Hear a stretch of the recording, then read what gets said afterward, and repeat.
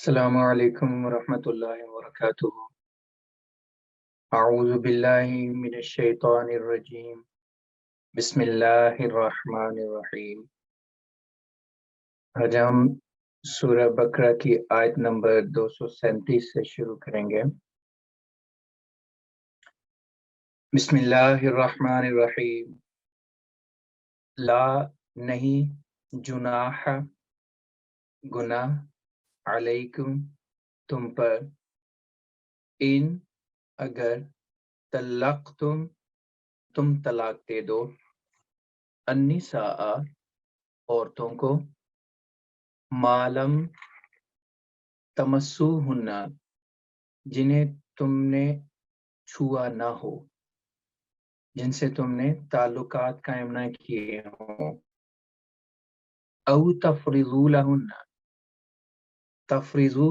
تم مقرر کرتے ہو، لہن ان کے لیے، فریضتاً حق مہر۔ یہ لم جو تمسوہن سے پہلے ہے، یہی لم تفریضو لہن سے پہلے بھی کنسیڈر ہوگا، اور جس طرح نہیں کا ترجمہ تمسوہن سے پہلے لم کی وجہ سے ہے، یہاں پہ بھی نہیں کا ترجمہ ہوگا۔ معلم تمسوہن جن سے تم نے تعلقات قائم نہ کیے ہوں، او تفریضو لہن تم نے مقرر نہ کیا ہو ان کے لیے، فریضتاً حق میں، وَمَتِّعُوهُنَّ اور تم انہیں فائدہ پہنچاؤ، علی الموسع الموسع وسعت رکھنے والا، مالی وسعت رکھنے والا مراد ہے امیر، علی الموسع امیر شخص پر ذمہ داری ہے، قدرہ اس کی طاقت کے مطابق، وعلی المقتر اور غریب پر ذمہ داری ہے، قدرہ اس کی طاقت کے مطابق۔ یعنی یہ جو متعوہن جو فعل ہے، جو حکم دیا کہ ایسی عورتوں کو جن سے تمہارا نکاح ہوا ہے لیکن باقاعدہ رخصتی نہیں ہوئی، اور نہ ہی کوئی میاں بیوی والے تمہارے درمیان تعلقات رہے ہیں، اور تم نے ان کے ابھی حق مہر بھی مقرر نہیں کیے، تو ٹھیک ہے، تم ان سے رشتہ تو ختم کر سکتے ہو، اس میں تمہارے اوپر کوئی گناہ نہیں، کسی بھی ریزن سے اگر تم سمجھتے ہو کہ دونوں خاندانوں کے لیے آگے چلنا مشکل ہوگا، یا ایٹ لیسٹ میاں بیوی کے درمیان ہی آپس میں ایک دوسرے کے ساتھ رہنا مشکل ہوگا، ٹھیک ہے، تم ان کو طلاق تو دے سکتے ہو، متعوہن لیکن ان کو فائدہ پہنچاؤ، ان کو کچھ نہ کچھ دو۔ ایسے موقعوں پہ کل بھی ہم نے ڈسکس کیا تھا کہ منگنی کا ہو، نکاح کا ہو، دونوں طرف سے تحفے تحائف کے ایک دوسرے کو ایکسچینج کیے جاتے ہیں، دی جاتے ہیں، لڑکی والے لڑکے والوں کو دیتے ہیں اور لڑکے والے لڑکی والوں کو دیتے ہیں، تو اس طرح متعوہن میں اس کی طرف اشارہ کیا کہ تم انہیں فائدہ پہنچاؤ، جو دیے ہیں وہ ان سے واپس نہیں لو۔ اس کی جو ذمہ داری ہے، اس کے علاوہ بھی اگر دے سکتے ہو تو ٹھیک ہے، ان کو دو۔ اس کی جو احسان کے طور پہ اور تقوی کی راہوں پر چلتے ہوئے جس چیز کا حکم دیا ہے کہ واقعی تم اگر تقوی متقی ہو اور تقوی کی راہوں پر قدم مارنے والے ہو، اور سمجھتے ہو کہ ہاں ہم دونوں کا اکٹھا رہنا ٹھیک نہیں ہے، یا ہم دونوں کے آئندہ حالات ایسے ہو سکتے ہیں یا ہو گئے ہیں کہ اگرچہ نکاح ہو چکا ہے لیکن اب ہمارا سیپریشن ہی ہو جائے تو بہتر ہے، تو ایسی صورت میں تقوی کو مد نظر رکھتے ہوئے علی الموسع امیر پر ذمہ داری ہے، قدرہ اس کی طاقت کے مطابق، کہ وہ لڑکی والوں کو فائدہ پہنچا سکتا ہے جس حد تک جو بھی ان کو دے سکتا ہے، دلا کے بعد ختم کر دے، الزام تراشی نہ ہو۔ وعلی المقتر اور غریب پر ذمہ داری ہے، قدرہ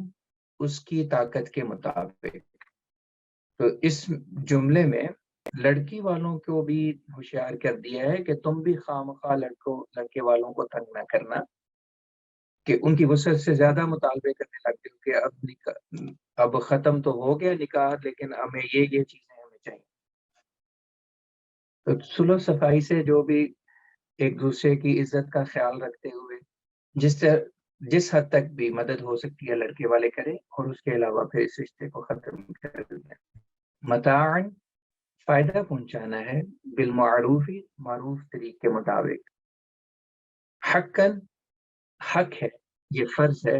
علی المحسنین نیکی کرنے والوں پر، یعنی متقیوں پر یہ فرض ہے کہ وہ ایسا ضرور کریں، یہ ان کا عمل خدا تعالیٰ کی نظر میں ان کو پسندیدہ بنائے گا۔ اور اس سے یہ بھی پتہ چلتا ہے کہ چھوٹی چھوٹی کسی بات کے اوپر نکاح کو توڑ دینا نہیں چاہیے، بلکہ ضرور اگر تم متقی ہو تو تقوی کو مد نظر رکھتے ہوئے یہ سمجھتے ہو کہ واقعی ہمارا آپس میں رہنا مشکل ہے، ایک لڑکی کے لیے مشکل ہوگا یا میرے لیے، یا آئندہ حالات خراب ہو جائیں گے، تو اس سے بہتر ہے کہ ہم الگ ہو جائیں، وہ اپنی زندگی کہیں اور گزارے گا، اپنی زندگی کسی اور کے ساتھ۔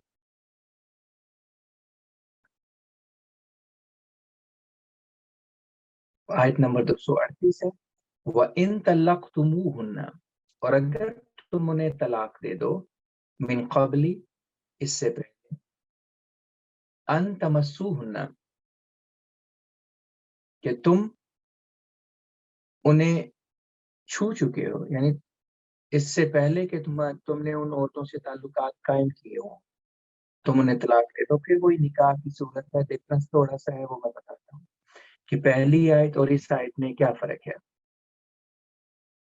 وَإِن طَلَّقْتُمُوهُنَّ، اگر تم ان عورتوں کو طلاق دے دو، من قبلی اس سے پہلے، ان تمسوهن کہ تم نے ان سے تعلقات قائم کی ہوں، وقد فرضتم لہن فریضۃ، وقد اور یقیناً، فرضتم تم نے مقرر کر دیا، لہن ان کے لیے، فریضۃ حق میں۔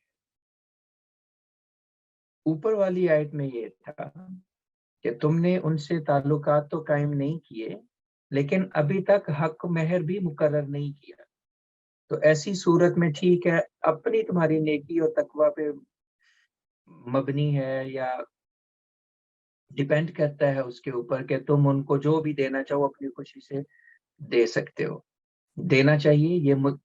یہ متقیوں پر، نیکی کرنے والوں پر یہ فرض ہے کہ وہ ضرور کچھ نہ کچھ دیں اپنی حیثیت کے مطابق۔ اس آیت میں یہ بتایا ہے کہ تم ایسی عورتوں کو طلاق دو جنہیں تم نے چھوا نہیں، جن سے تمہارے تعلقات قائم نہیں ہوئے، لیکن قد فرضتم یقیناً تم فرض کر چکے ہو، لہن ان عورتوں کے لیے، فریضتاً حق مہر۔ یہاں حق مہر مقرر کر چکنے کا ذکر ہے، اوپر والی آیت میں یہ تھا کہ حق مہر بھی مقرر نہیں کیے، پھر بھی کچھ نہ کچھ ادا کرو انہیں۔ یہاں فرمایا کہ یہ سچویشن ہو چکا ہے، رخصتی نہیں ہوئی، آپ نے میاں بیوی کے طور پہ رہنا شروع نہیں کیا، لیکن وہ تم ان عورتوں کے لیے اپنی بیویوں کے حق مہر مقرر کر چکے ہو، ایسی صورت میں اگر طلاق دیتے ہو، فنصف ما فرضتم تو پھر آدھا ادا کرنا ہے جو تم نے حق مہر مقرر کیا ہے۔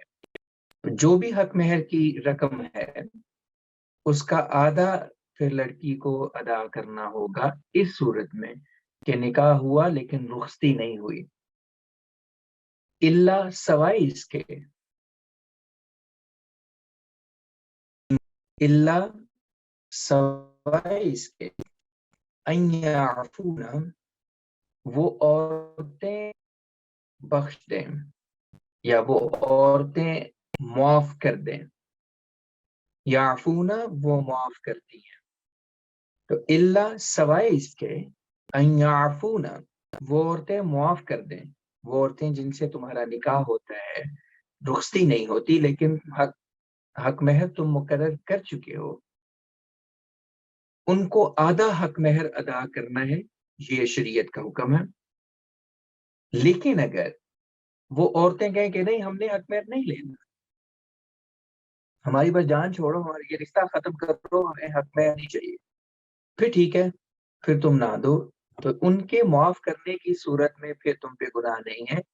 ادروائز شریعت کا حکم ہے کہ تم نے نکاح کی صورت میں اگر رخصتی نہ ہوئی ہو تو آدھا حق مہر دینا ہے، الا سوائے اس کے ان یعفون، وہ عورتیں معاف کر دیں، او یعفو، یا وہ شخص معاف کرے، الذی بیدہ، جس کے ہاتھ میں ہے عقدۃ النکاح، نکاح کا بندھن، نکاح کی گرہ، وہ ولی کی صورت میں لڑکی کا والد، اس کے چچا، اس کے تایا، بھائی، یا کوئی بھی رشتہ دار ہو سکتے ہیں جو اس کے ولی بنے، تو وہ عورتیں خود معاف کر دیں، یا جو ان عورتوں کے ولی ہیں جو ان کے نکاح کرنے کے ذمہ دار ہیں، کروانے کے ذمہ دار ہیں، ان میں سے کوئی معاف کر دے تو ٹھیک ہے، پھر تمہیں حق میں دینے کی ضرورت نہیں ہے۔ وَأَن تَعْفُوا، اور تم بھی عفو سے کام لو، اقرب للتقوی، یہ تقوی کے زیادہ قریب بات ہے۔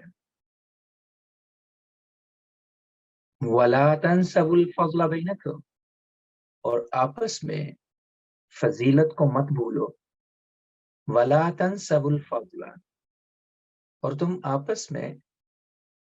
تنسونا، تم بھول جاتے ہو، لا نافیہ جب آتا ہے، جیسے تنسونا مضارع کا صیغہ ہے، تم بھول جاتے ہو، اگر جیسے یہ تنسونا کا جو صیغہ ہے مضارع کا، اس سے پہلے لا آ جائے جسے ہم لا نافیہ کہتے ہیں، تو مضارع کا جو نون ہوتا ہے جمع کا، وہ گر جاتا ہے، وہ لکھا نہیں جاتا۔ ولا تنسوا، اور تم نہ بھولو، الفضل، فضیلت، احسان، بینکم، آپس میں۔ دو طرح سے اس کا ترجمہ ہو سکتا ہے، ایک یہ کہ احسان کو آپس میں نہ بھولو، کہ لڑکی والے بھی اور لڑکے والے بھی ایک دوسرے کے ساتھ نیک اور حسن سلوک کرنے سے نہ چوکو۔ ایسے معاملات میں جب طلاق کے معاملات ہوتے ہیں تو ایک دوسرے کے اوپر الزام تراشیاں ہو جاتی ہیں، لڑکی والے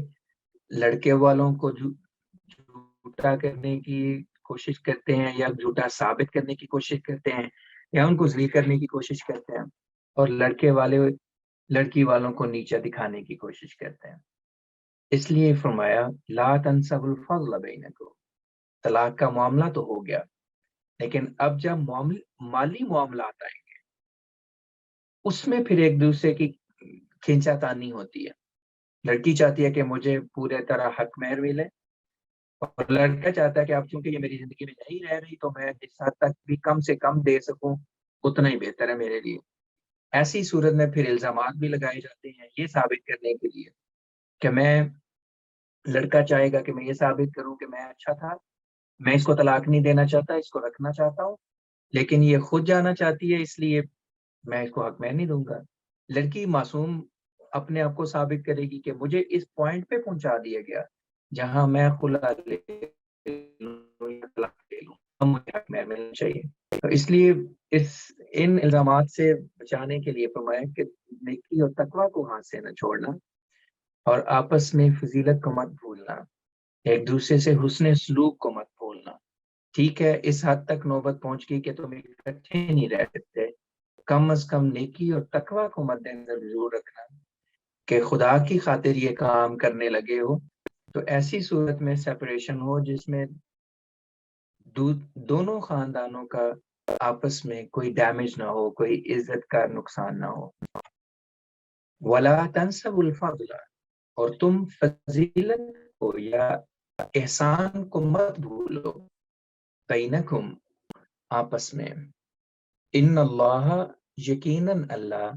بما، اسے جو تعملون، تم عمل کرتے ہو، بصیر، دیکھنے والا ہے۔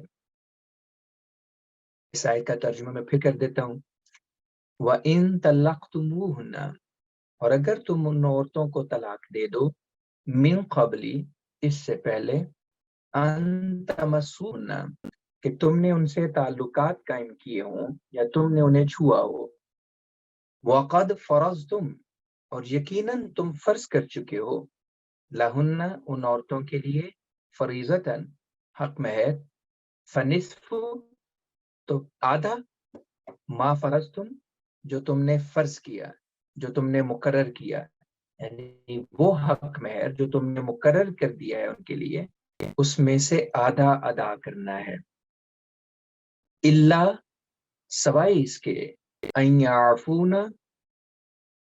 کہ وہ عورتیں معاف کر دیں، او یعفو یا وہ شخص معاف کر دے، الذی بیدہ جس کے ہاتھ میں ہے، عقدۃ النکاح نکاح کا بندھن، نکاح کی گرا، نکاح کا جو رشتہ ہے کروانے کا، جو رسپانسبل ہے، والد، چچا، تایا، بھائی، جو بھی لڑکی کی طرف سے ولی ہے، وہ اگر پھر کہہ دے کہ لڑکی خود کہہ دے یا وہ اس کا جو بھی ولی ہو وہ کہہ دے، تو ایسی صورت میں بھی پھر حق مہر ادا نہیں ہوگا۔ وَأَن تَعْفُوا اور اگر تم عفو سے کام لو، اقرب للتقوی تو یہ تقوی کے زیادہ قریب ہے۔ وَلَا تَنْسَوْا الْفَضْلَ اور تم فضیلت کو مت بھولو، بینکم آپس میں، ان اللہ یقیناً اللہ، بما تعملون جو تم اعمال کرتے ہو، بصیر دیکھنے والا ہے۔ حافظوا علی الصلوات حافظوا تم حفاظت کرو، علی الصلوات نمازوں کی، والصلاة الوسطی اور درمیانی نماز کی۔ الوسطی کہتے ہیں درمیانی چیز کو، تو درمیانی نماز کی خاص طور پہ حفاظت کرو، جس کا ہم نے کل تھوڑی سی تفصیل دیکھی تھی کہ ہر وہ نماز، درمیانی نماز سے مراد نماز ظہر نہیں ہے کہ 5 نمازوں میں سے مڈل میں وہی بنتی ہے، بلکہ نماز وسطی سے مراد ہر وہ نماز جو کام کے درمیان آ جائے، اور یہ ڈفر کرے گی ایک شخص سے دوسرے شخص سے۔ ہر شخص کی نماز وسطی ڈفرینٹ ہو سکتی ہے، کسی کے لیے فجر ہو سکتی ہے کہ اس کے لیے صبح کے وقت اٹھنا بڑا مشکل ہوتا ہے، کسی کے لیے ظہر ہو سکتی ہے کہ وہ اس وقت جاب پہ ہوتا ہے، کسی کے لیے عصر ہو سکتی ہے کہ اس نے اس وقت سپورٹس کے لیے جانا ہے، کسی کے لیے عشاء ہو سکتی ہے کہ اس نے جم اٹینڈ کرنے جانا ہے۔ تو اس لیے ہر ایک کی جو الصلاۃ الوسطی ہے وہ ڈفرینٹ ہو سکتی ہے، اس لیے فرمایا کہ تمام نمازوں کی حفاظت کرو، خاص طور پہ درمیانی نماز کی۔ اس لیے حضرت خلیفۃ المسیح ثانی نے بھی، اور حضرت خلیفۃ المسیح رابع رحمہ اللہ تعالیٰ، اور حضرت مسیح علیہ السلام نے بھی، اور دیگر مفسرین نے بھی اس کی تفسیر میں بیان کیا ہے کہ ہر وہ نماز جو انسان کے کام کے درمیان آ جائے صلاۃ وسطیٰ کہلائے گی۔ اسی لیے قرآن کریم نے اس کی طرف خاص طور پہ توجہ کرنے کی تلقین کی ہے کہ نارمل حالات میں تو انسان چلے نماز کی حفاظت کر ہی لیتا ہے، توجہ ہو ہی جاتی ہے، سوائے اس کے کہ وہ بہت زیادہ خدا سے دور نہ ہو چکا ہو، لیکن وہ نماز جو کاموں کے درمیان آتی ہے اس میں سستی ہو جایا کرتی ہے، اس لیے اس کی طرف خاص طور پہ توجہ دلا دی کہ بحیثیت مجموعی حافظوا علی الصلوات تم تمام نمازوں کی حفاظت کرو، والصلاۃ الوسطی لیکن خاص طور پہ درمیانی نماز کی، وہ نماز جو تمہارے کاموں کے درمیان آ جاتی ہے اور تم سے قضا ہو جاتی ہے۔ وقوموا اور تم قائم ہو جاؤ، کھڑے ہو جاؤ، للہ اللہ کے لیے، قانتین فرما برداری اختیار کرتے ہوئے، فَإِنْ خِفْتُمْ پس اگر تم ڈرو، فَرِجَالًا تو پھر چلتے ہوئے، او رکبانا یا سواری پر نماز پڑھ لو۔ اب اوپر چونکہ آیت نمبر جو 239 ہم نے پڑھی ہے اس میں نماز کی حفاظت کی طرف بہت خصوصیت سے توجہ دلائی گئی ہے، اس لیے اگلی آیت میں فرمایا ہے کہ اگر